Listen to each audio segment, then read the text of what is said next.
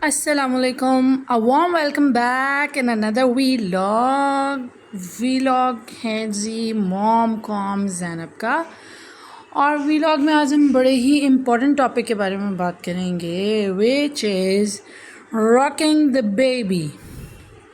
Baby को rock करना कितना इम्पोर्टेंट है, बेबी को रॉक किस डायरेक्शन में करना चाहिए और बेबी को रॉक करना भी चाहिए कि नहीं करना चाहिए।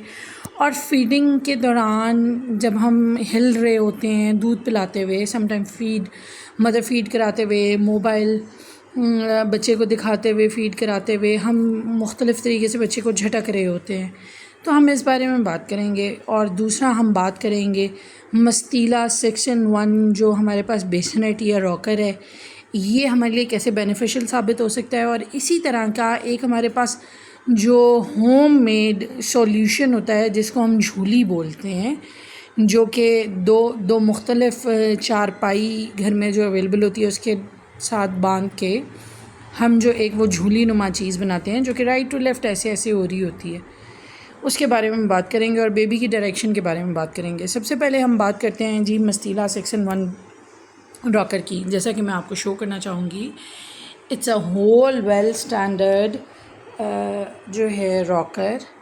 ये आप देख सकते हैं मेरे पास इसका जो मॉडल मैं आपको अगर दिखाना चाहूँ तो इट्स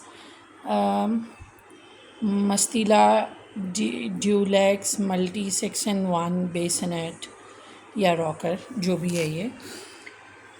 इसके ऊपर ये पूरी जाली नुमा चीज़ लगी हुई है जो कि बहुत ही बेनिफिशियल है। आप इसको ऑफ़ कर सकते हैं और इसमें आप बच्चे को हेड साइड पे अगर लेटाएं तो उसको बेल्ट अप करने के बाद आपके पास ये एक हेड साइड को लिफ़्ट करने का ऑप्शन अवेलेबल है। देन आप इसको इस तरह से अगर करना चाहें तो ये फ़ोल्डेबल भी है। क्योंकि मैं अभी एक हाथ से वीडियो बना रही हूँ तो मेरे लिए ये पॉसिबल नहीं होगा कि मैं इसको कन्वर्ट करके आपको दिखा सकूँ, लेकिन इसको आप कन्वर्ट भी कर सकते हैं।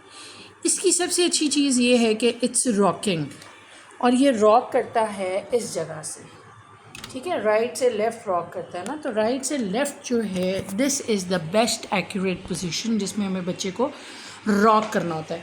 अब मैं इस टाइम बेबी को, क्योंकि बेबी फंसी होता है और क्रैंकी होता है, तो उसको तो मैं करके आपको दिखा नहीं सकती, but I am gonna put this teddy bear और इसको मैं राइट टू लेफ़्ट आपको रॉक करूँगी। This is the best rocking position. बच्चा जब रो रहा हो उसको काम डाउन करने के लिए आप उसको इस डायरेक्शन में मूव करें। अच्छा, हम जो बच्चे को रॉक कर रहे होते हैं वो हम ऐसे ऐसे रॉक कर रहे होते हैं, ऐसे ऐसे रॉक कर रहे होते हैं। This is totally wrong. इस तरह की रॉकिंग से बच्चे को वॉमिटिंग होती है और सर झटका जाता है। बेसिकली जो सर का झटकना है दैट इज़ सो रॉन्ग। मतलब हम ऐसे ऐसे पकड़ के ऐसे ऐसे उसको अगर हिला रहे हैं तो ये उसके लिए जो है ये बिल्कुल भी अच्छा नहीं है। बेबी को हमने जब भी हिलाना है राइट टू लेफ़्ट की डायरेक्शन में हिलाना है ताकि बेबी शेक ना हो। और अगर हम समटाइम ऐसा होता है बेबी को लिटाते हुए ऐसे करके फेंक देते हैं या ऐसे करके लिटा देते हैं, तो इसको बोलते हैं शेकन बेबी सिंड्रोम, जिससे बच्चे का सर झटका जाता है। और ये हमने नहीं करना। हमने बच्चे को जब भी लिफ्ट करना है तो हमने सर से टेक लगा के राइट टू लेफ़्ट उसको ऐसे हिलाना है। हमारी जो देसी झूली होती है उसमें भी हम राइट से लेफ़्ट बच्चे को इसी तरह से झुला रहे होते हैं।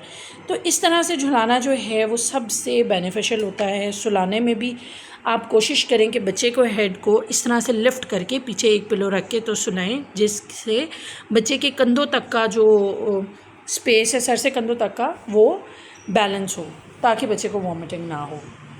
अब हम बात करेंगे कि ये बेसनेट हमारे लिए कितना बेनिफिशियल है। बेसनेट थोड़ा सा एक्सपेंसिव है तो हर बंदे की अफोर्डेबिलिटी में नहीं आता।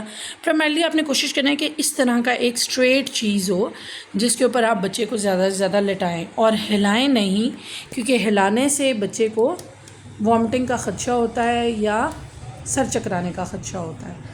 तो आई होप ये आपको बहुत ज़्यादा बेनिफिशियल लगी होगी। फीडिंग पोजीशन के अंदर भी मैं आपको गाइड करना चाहूँगी कि फ़ीडिंग के लिए भी आप ये पोजीशन रख के बच्चे को फ़ीड कराएं और वो जहाँ से गर्दन उसकी बेंड हो रही हो वो पोजीशन नापना है। और इस तरह से रॉक करने से आपको बिल्कुल भी कभी कोई मसला नहीं आएगा, परेशानी नहीं होगी, बच्चे को वॉमिटिंग भी नहीं होगी।